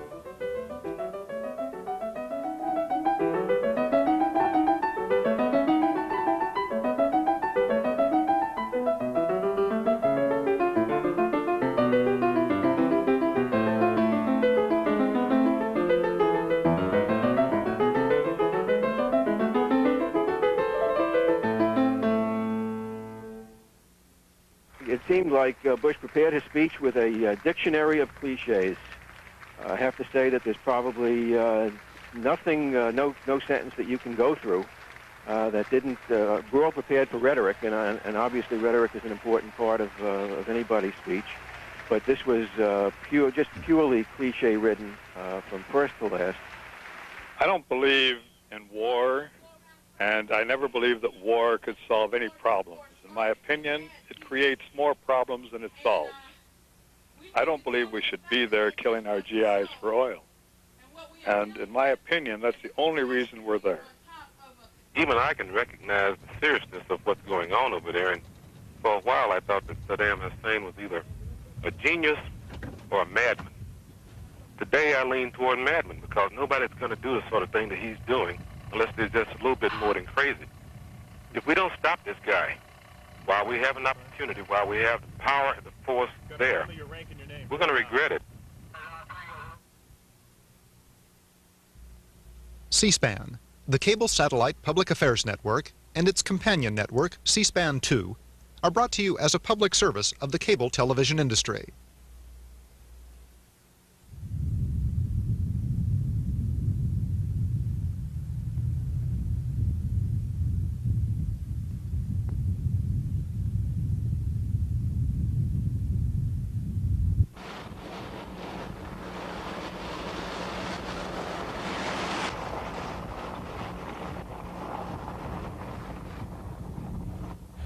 Coming up next, we go to Dhahran in Saudi Arabia for a recorded viewer call-in program focusing on Operation Desert Storm.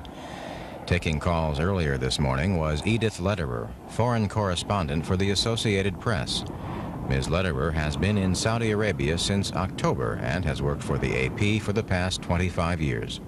Currently based out of London, our guest has reported from Vietnam, Cambodia, Laos, and Israel. Lederer is with us from eastern Saudi Arabia at the moment. How are press relations, Edie? How are they going out there? Pretty tense, Brian. Why?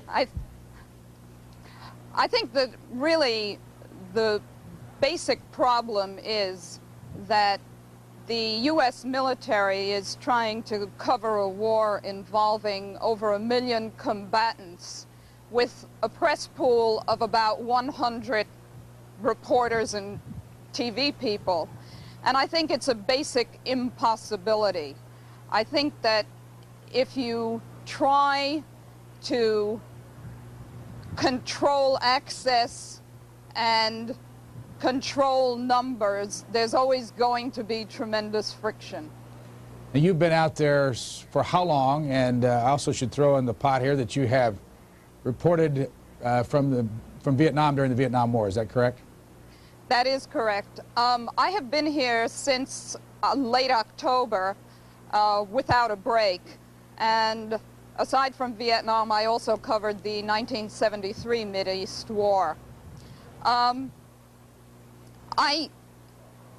really think that those of us who were in Vietnam long for the freedoms that we had back then. In Vietnam, we were free to go anywhere we want, talk to anyone we want, stay as long as we want, and write what we want basically without any censorship. Here, we can only go where the military allows us to go. All of our material is subjected to security review. We are not able to talk to everyone we want, and we can't stay as long as we want. Let me, for purposes of discussion, take the military's point on this. If you were General Schwarzkopf, would you say to yourself or among your colleagues, we learned a big lesson in Vietnam by giving access to the press, letting them go anywhere. We took some bad hits. This time around, we're going to control this thing, and it'll be over fairly quickly, and when it's over, the American people will be happy because we didn't have to see body bags coming back and on and on. You know what I'm talking about. I think this is a line that the U.S. military likes to use. I would only like to draw the attention of the American people to the history of the Vietnam War. And when that history was written, it was determined that the media got it right far more often than the U.S. military. And I think that that is an example of the importance of the role that we had then and that the role that we should be playing here. In today's U.S. News and World Report, Michael Dugan, who was in charge of the Air Force out there in Saudi Arabia until he was fired a couple of months ago, has this quote: "President Bush has a special appreciation for what airmen can and ought to do. The Pentagon is not overstating its accomplishments, it is understating them." Well, perhaps if it's understating them, then maybe they ought to get more of us out to try and tell their story. Do you think they're understating the situation, and how long will it be before you really know the impact of these over 40,000 sorties?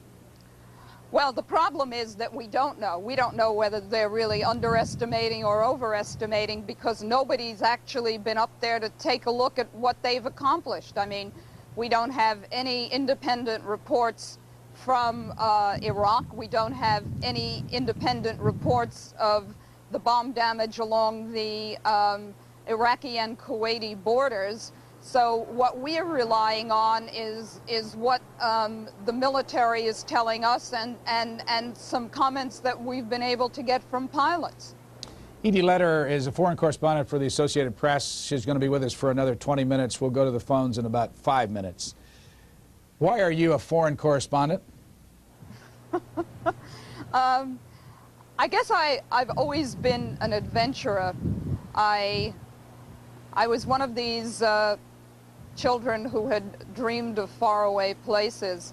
One of my teachers, I think in the 3rd or 4th grade, wrote in an autograph book that she thought that I would probably end up as an ambassador, I kind of took the other side of the coin because I really loved to write. I started out working for the AP in New York in 1966, and I'm about to celebrate my 25th anniversary with them. And I had the good fortune in 1972 to be tapped as the first woman that AP sent to Vietnam full-time to cover the war. And I've basically remained overseas ever since. I've been in Europe, Africa, Latin America, the Middle East, Asia, and I'm now based in London and have traveled quite extensively from there. From a biographical standpoint, where are you from originally and where did you go to school? I'm a native New Yorker, and I went to Cornell University as an undergraduate and Stanford, where I have a master's in communications. Now, you've been there since October. Is this story for you, even with the restrictions, interesting? Oh, it's fascinating. I think, I think that certainly it will go down as one of the major stories, at least of perhaps at least the last quarter of the 20th century, and perhaps we don't yet know the outcome and the ramifications, perhaps of the last half century. And certainly it's exciting to be here, but it's also terribly frustrating. I think that those of us who are used to going out on our own, trying to do our own stories, working independently, are suddenly forced into situations where every single thing that we do is shared with the entire media pool, and so there is no competitive edge on that score. It's a single cooperative effort. Now that's fine, because I think those of us like myself who've been on media pools have worked very hard to try and provide as large a picture as possible, but one can't help but wonder that if you had 2 or 3 times as many people, whether the scope of information that you got would be that much broader. I basically think, as I said at the outset, that it is impossible to adequately cover a war of these dimensions with such a limited news corps. Now, you've been a part of some pools. I know I've got some pool reports here, I think, from pool number 4, and the colonel was just talking about pool 14. How many pools have you been on? And when you go out on a pool, are you allowed, once you get back and file your pool reports, to write independent analysis for your own wire service? To answer the second question first, yes, once you get back from your pool, you are allowed to write an analysis for your own news organization, but all of the quotes that you use and the descriptive material must have been provided to the entire pool previously. And if you end up writing an analysis that has new material in it, you basically have to do a supplemental pool report providing that extra material to the pool. Now, I happen to have been in the very fortunate position of having a place on probably the best pool that has operated since the war began. I was on the Air Force combat pool. Would you like me to go on and tell you a little about the pool? Please. We were taken to the largest U.S. air base in Saudi Arabia several days before the war kicked off early on the morning of January 17th. And on that morning, we were awakened by the thunderous roar of F-15E fighter bombers taking off one after another. And as I kind of came to, I realized something big was happening. And just at that moment, I was awakened by our military escorts to go with them out to the flight line. So the entire pool, that was a 7-person pool, was whisked in a van out to the flight line, where we were actually able to watch these first planes take off to go and bomb the first targets in Iraq and Kuwait. We were then able to talk to some of the base officials and some of the maintenance people who had watched the very first planes take off. The key question came to be filing, because this was an airbase that had no commercial telephone, and no arrangements had really been made for the print pool or for the radio pool or the television pool, for that matter, to really get their copy out, other than taking it on an hour-and-a-half drive to Riyadh and then getting it from there back to Dhahran. And so we had the story. We had this wonderful color story, but we had no way to get it out. And by a wonderful fluke, we ended up chatting with the maintenance chief of the base, who then sat there and said to us, what's the problem? We were agitating for a car to drive us into a town about a half hour from the base. And he said, follow me, I know a secret phone. And indeed he did. We drove for about 10 minutes, ended up in front of a construction trailer, walked inside, and there were 2 modular telephones sitting there that were commercial lines. So David Evans of the Chicago Tribune and I, who were the print pool representatives, sat down, and I actually called the AP in Dhahran to dictate the story on the start of the war. Now, when we were trying to file, we really thought that everybody knew the war had started. And it wasn't until I called the AP in Dhahran and woke up one of our photo editors that I realized, my goodness, we were going to break the story on the start of the war. And we did. Edie Lederer, foreign correspondent for the Associated Press. It's time to take a couple of calls. I want to ask our callers, please, to try to get directly to the question if you can, because we aren't going to have more than about 10 minutes for calls. Lambie, Missouri, go ahead, please. You're on the air. Yes. Having served in the Air Force during the 60s, the Vietnam era, and watching this at great length, not only on cable but on my satellite dish, picking up a lot of the backhaul feeds coming over from Saudi Arabia, it's quite clear that out of all the reporters that are over there, there's very few that are seasoned or experienced in what they're doing. Most of them, it appears to me that they haven't even watched a war movie in their lifetime, because some of the questions that they ask are so stupid and irrelevant that it is frustrating the military on answering questions over and over and over again that don't seem to matter.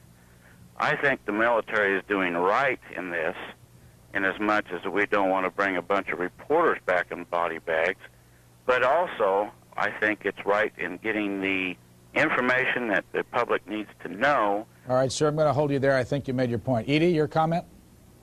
I'd only like to make 2 comments.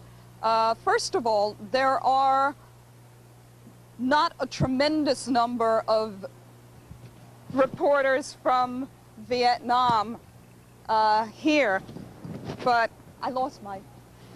Not a tremendous number of reporters from Vietnam here, but there are still, I would say, at least a dozen.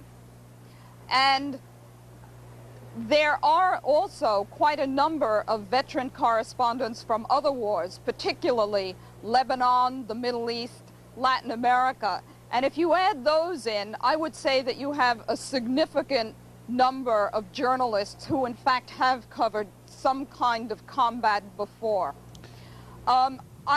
I disagree with you on letting the military choose completely what the American public is going to find out about this conflict. I think that one of the greatest strengths of our country is freedom of information and freedom of the press. And I think that it is in their interest as well as ours to allow as wide a scope of information as possible to get to the American public and let them make their own determinations about what is going on. 9 minutes for Edie Lederer from Eastern Saudi Arabia, St. Petersburg, Florida. Next, go ahead, please. Yes. Good morning, Mr. Land. Morning. Mrs. Lederer, how you doing? Fine, thank My you. question is concerning the 4 CBS journalists who are believed to be held in Iraq. This may be hypothetical, of course, but let's say they are covering, what would be the best story of the decade. Are they familiar with the language, Iraqi language? And if so, would they be able to translate it and somehow get it back to you, one of the reporters, full reporters?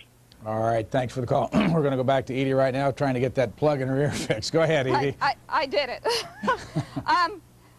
Well, I think, frankly, more important than worrying about whether they're going to be able to report is trying to find out, actually, where they are and whether they're alive. There really is no solid word on what's happened to them. The only thing that I take heart in is that Bob Simon is a very, very seasoned foreign correspondent and war correspondent for CBS. And I think that if anybody could survive this kind of situation, he could. Obviously, the first problem is to determine what happened to them and where they are. Once that happens, then we can worry about whether they're going to be able to file. Next call, Anchorage, Alaska. Go ahead, please. Yes, I'm calling from Anchorage, Alaska. My name is Jim. I'd just like to know,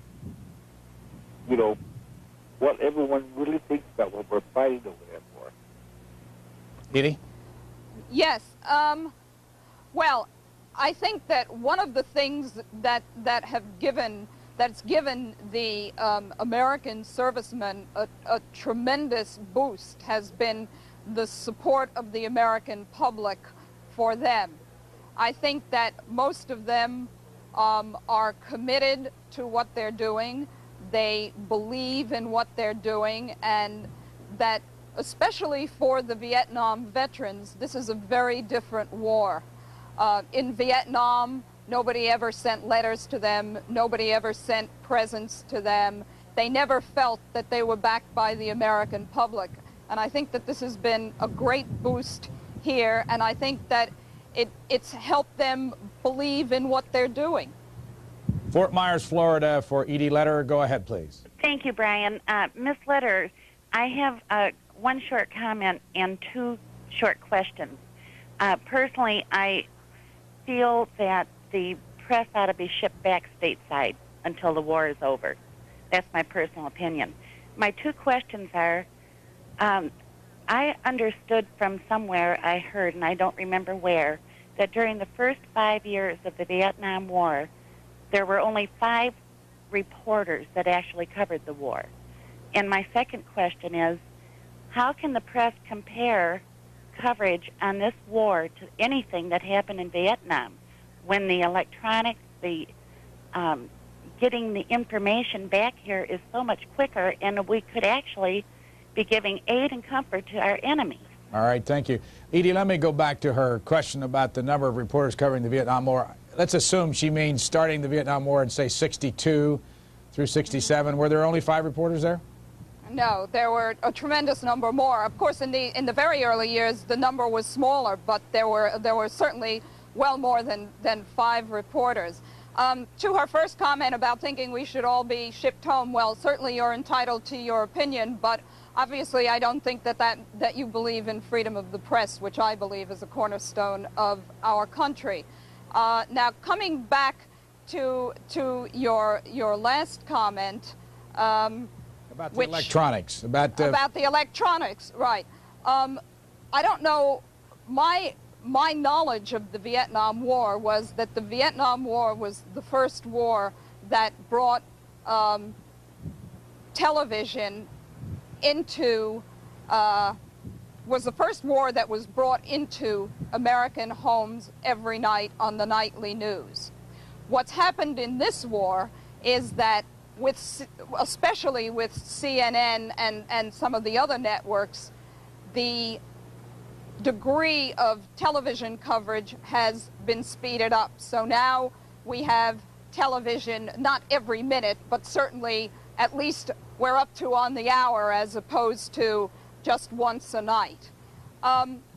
In terms of whether or not we are giving information to the enemy, I like to quote a couple of the generals, even some of the major generals here, that if they don't know where, if the enemy doesn't know where they are and they have to wait for the press to tell them, then somebody is really in trouble.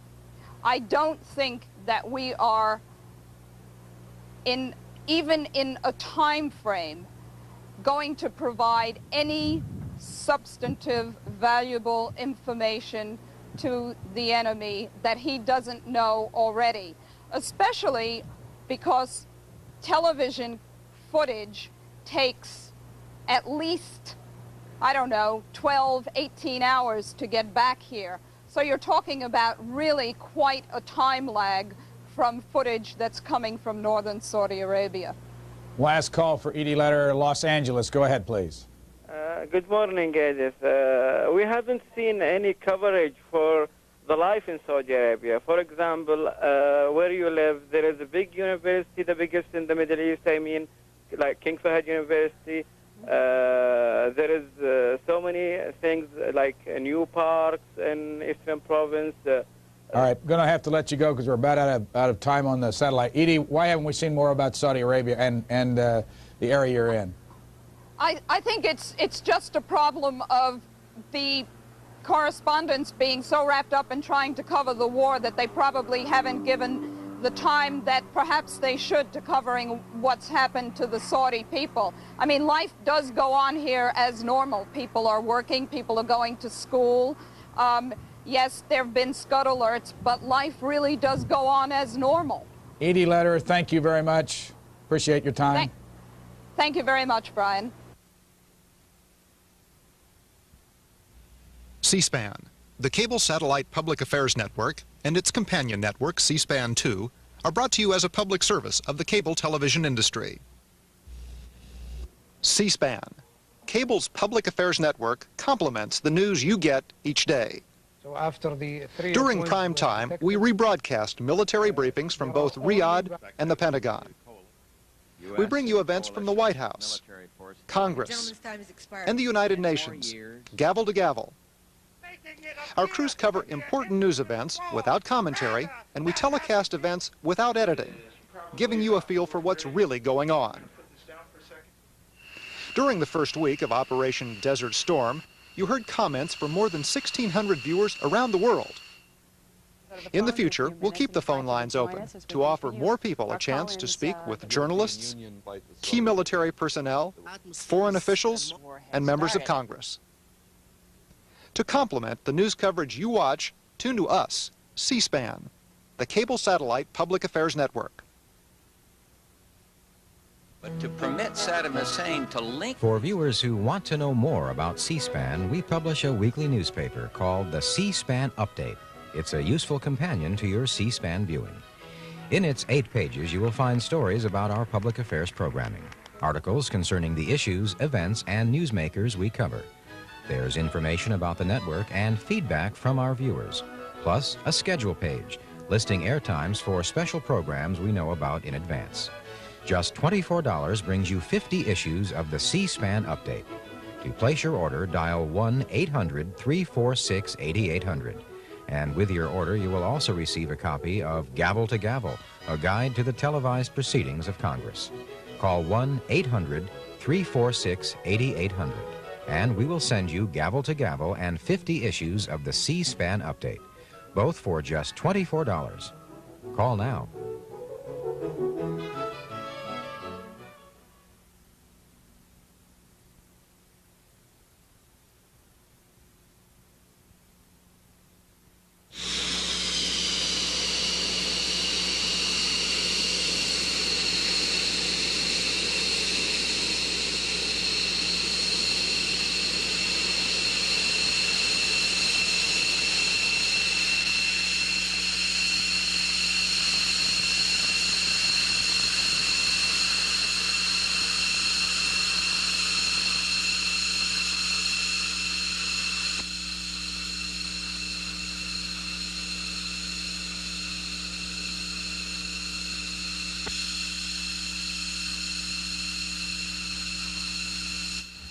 Coming up next, we go to Riyadh, Saudi Arabia for live coverage of 3 separate military briefings on Operation Desert Storm. Military officials have been holding these sessions daily to take reporters' questions on the latest military operations in the Persian Gulf. Just ahead, it's the Monday British military briefing. Scheduled to answer reporters' questions is British Group Captain Niall Irving of the Royal Air Force. Following this briefing, we will open up our telephone lines for your comments regarding the latest developments in the region.